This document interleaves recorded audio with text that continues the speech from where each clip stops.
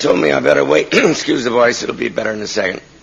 They told me I better wait till the bank in the morning before I say thank you. But I knew my dear friends, the Pritzkers, wouldn't do a thing like that, and I am delighted. I have a great many thanks to give out tonight. Before I start the formal address, which may last 5 minutes, 4 minutes, so you can get home on time. But any occasion here must bring fantastic memories to any of us old enough to remember Mildred Bliss. The memories of this room. In this room, Mildred Bliss and I set up a full-scale model of one of the units of the wing, which you will see immediately after this. Perhaps, my friends tell me, even some of my enemies tell me, is the best building I've ever done. At least Mildred thought so, because obviously Mildred was part of the creative process. And as I told her the night when we dedicated this to a rather unfriendly Harvard president, that the firm should have been called Johnson and Bliss, or even Bliss and Johnson, because she took such an active role in the design of that building. I do hope you go over and see it tonight. It's beautiful. It's the only one of the buildings that I built that we dedicated the night after Mr. Kennedy's assassination. The gathering was extremely small. But since that day, I have never known any of my buildings to be so well maintained, to be so lovingly cared for as this has been. It was the standard of excellence which Mildred herself set up, and it's been meticulously followed. I must also thank the present director, Mr. Giles Constable, who was gracious enough to open this building tonight, an honor he tells me, and I must believe him, that he would not offer anyone else. I am particularly pleased that he thinks the architect of one of his many buildings should be thus honored and would allow us to have such a delicious and charming event here tonight. I have, of course, to thank Dean Pelley, one of the jurors, although I'm personally convinced he was one of those that voted against me. In spite of all that I've done for him, well, gratitude was never, and maybe he voted for me, so I shouldn't be so casual about it.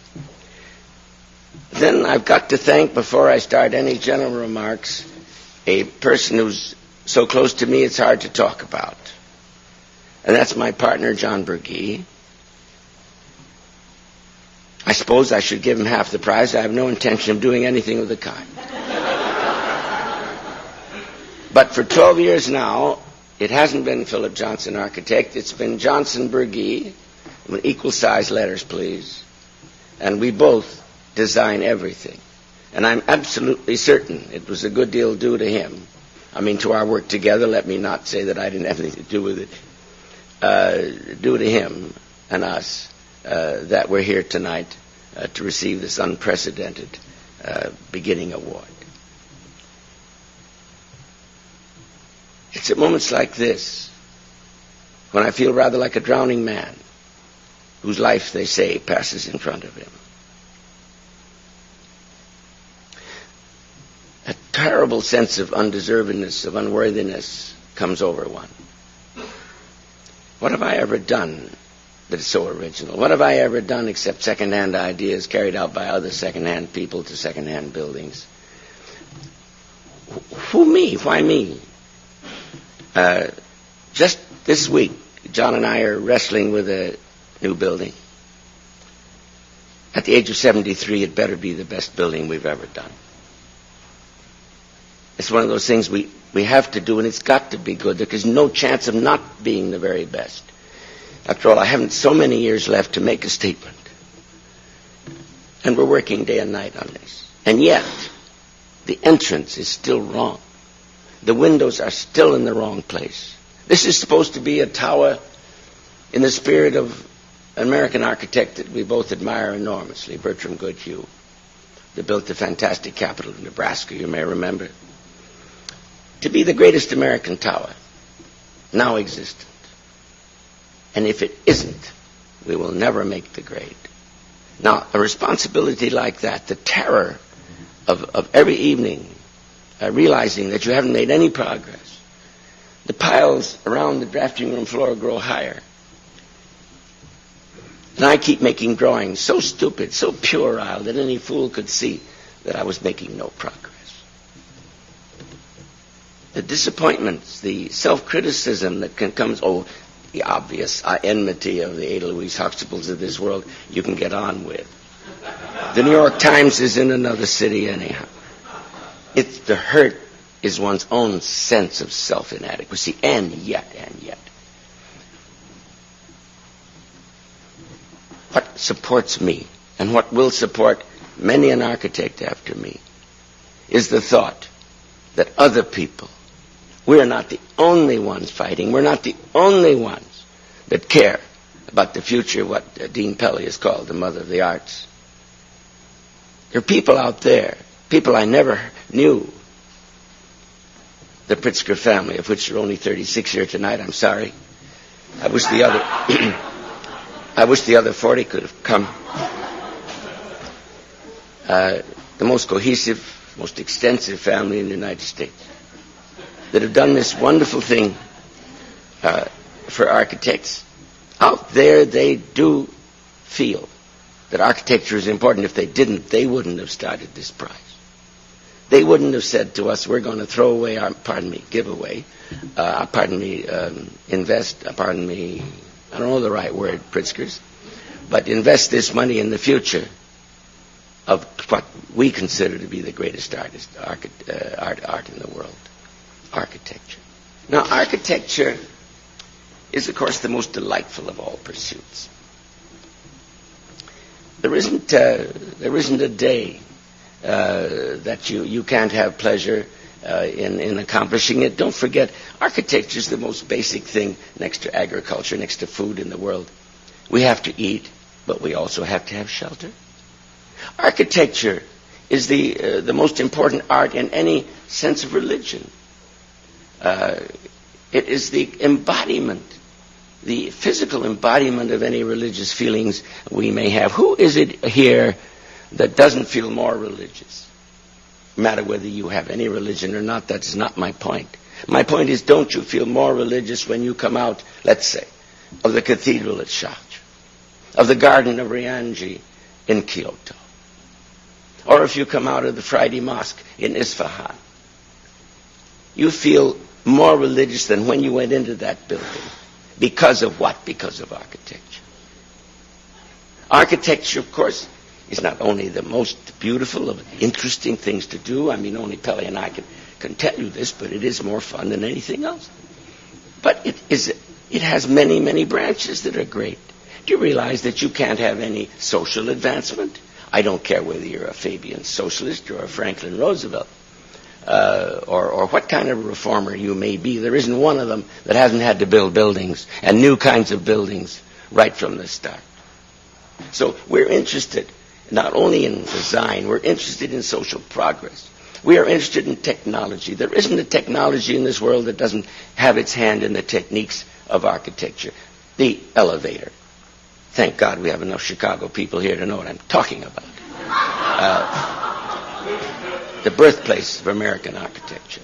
The steel cage building. Further than that, behind that, the balloon frame, another Middle Western invention. Let's go still back further to Assyria or Babylon, the invention of that great prefabricated material, the brick, that made Assyria, made Babylon, made Rome. Technology breeds architecture. We are scientists, social workers, and as well as artists.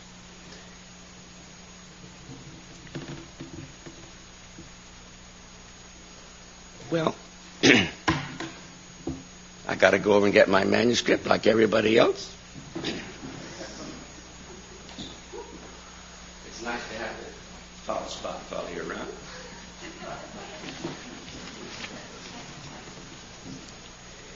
Granted the importance of this great art of ours, it's no wonder that architecture has been the means of remembering civilizations.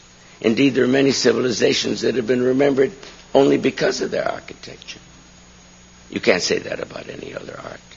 I think at once, of course, of Teotihuacan, where I'm sure you've all been, that greatest city in Mexico, that was founded by a culture we don't even know the name of, a culture that had no wheel, a culture that had no donkeys, no horses, a culture that lifted every stone by hand from one place to the other, a culture that has disappeared from the earth 1,000 years ago.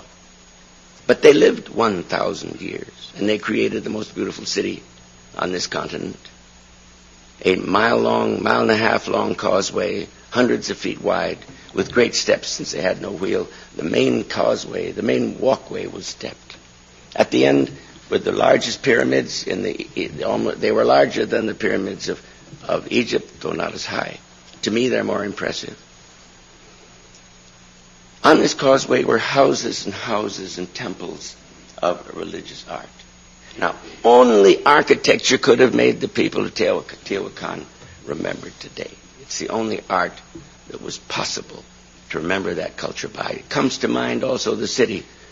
My favorite city in the world is Fatehpur Sikri in India, which was founded and built in 15 years by the Emperor Akbar and deserted by him 30 years later. Built all of red sandstone, no streets, a series of courts, a series of palaces, mosques, dwelling places, judgment places, meeting places, courts, pavilions, arcades. In the 16th century, only architecture could have made us remember today the great culture of Fatehpur Sikri. Now today it's all different. Fatehpur Sikri was built for a saint. We don't build for saints. We don't build massive buildings. We don't build cultural buildings. Our values today are no longer religious. Our philosophy is semantic. Our philosophy is to do with words, not visions. Not myth, but reason. And so we build according to the words that we like today: cost-effective, business-like, profitable. These are the words that I work with every single day. I no longer think in the terms of glory, of monumentality, of beauty. No, we live in a practical age, and architecture has adjusted itself to our age. And we build according to the ends of our time. An unprofitable skyscraper simply would not be built. An unbusinesslike drafting office would soon destroy an architect's practice. We no longer even build public buildings, private public buildings, like the Grand Central Station in New York. Commodore Vanderbilt raped a continent and built himself a beautiful monument, which to us is still the greatest monument that New York City has. All right, we don't. But reactions happen. Ars longa, vita brevis. Art is long and life is very, very short. So values can change. Everything can change.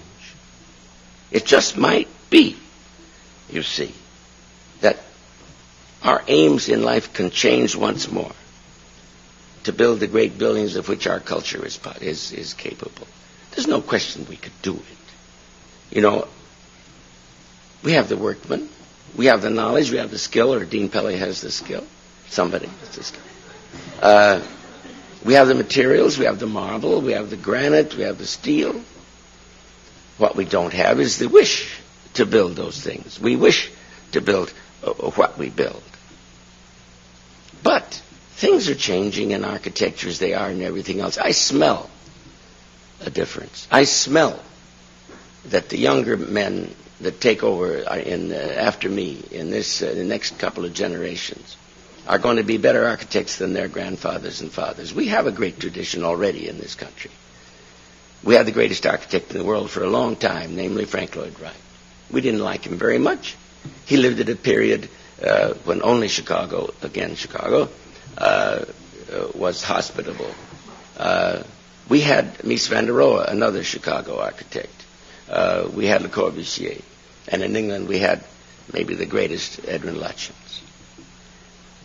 But the next generation will be different. The next generation is full of ideas quite contrary to the way I was brought up. Quite contrary to the idea that the important thing in life is to build a square box and set it up on stilts or on the ground. No, there's germinating things here that is startling to me as an older architect that's going on underneath. And in some way, the Pritzker family must have had an underground relation to them. Because it is at this very moment of shift, of change, that the Pritzker Prize is founded. To me, it's very symbolic that it should happen this year. Because so far, don't forget, our Nobel Prizes and our Pulitzer Prizes haven't been of any interest to architects. We realize that scientists, lawyers, writers, medical doctors are highly acclaimed by society. We architects, we artists, if I may be so bold as to include architecture among the arts, feel rather like second-class citizens. We don't feel that we are held in the regard that those other professions are held. Up to tonight, we felt that. My friends, tonight, I think architects can feel a little prouder. I, for one, know perfectly well this prize is not for me. This prize is for the art of architecture. The art that we still call the mother of the arts. Don't forget, within our purview are all the great arts of design, of ornament, of social housing, of technological innovation. It just might be the effects of the inauguration of this prize could be a chain reaction to a renaissance, which this world is capable, but which they're not doing. Tonight, in the name of all the architects of the world, I want to thank the Hyatt Foundation for this prize to our art, which will give us all hope that we shall be able to create human surroundings fitting to a great world. Thank you.